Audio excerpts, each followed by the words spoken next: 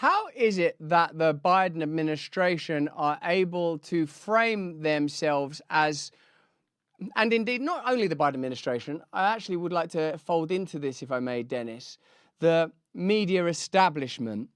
Say, for example, if you take MSNBC anchors or, Jen Psaki, when they speak about the current DOC in the Democratic Party, excuse me, in contrast to the Republican Party and under the auspices of a figure like Trump, what we're being invited to accept is that it's the grown-ups versus petulant, psychopathic, demagogic, 20th century style tyrants. But I'm beginning to think that if you were neutral, it would be safer to vote for Donald Trump than to vote for Joe Biden. That administration is hell-bent on war.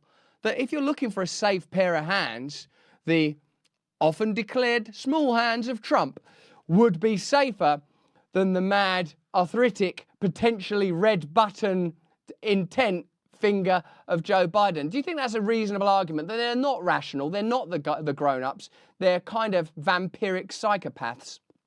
Well, there's a couple different elements here based on what you just said. First of all, the media is typically a spear carrier for the government. It's only seldom that the media has taken on the government as it did during the Pentagon Papers era.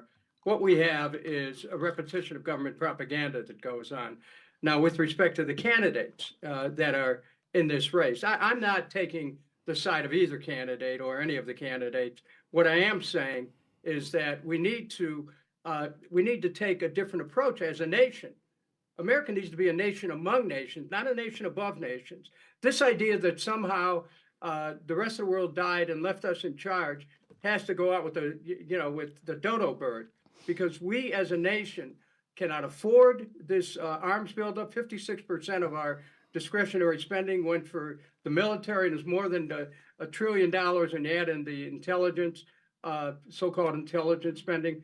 I think that America right now has to pull back, change its direction. Otherwise, we're headed towards a much wider war, no matter who the president is. Remember, Trump was clueless about the deep state, and they were attacking him from every direction. And I don't know if, and him being in the dock right now, I guess, is an extension of that. But we just have to keep in mind that we're dealing not with individuals and their personalities. We're dealing with a whole extension and archipelago of government that is global.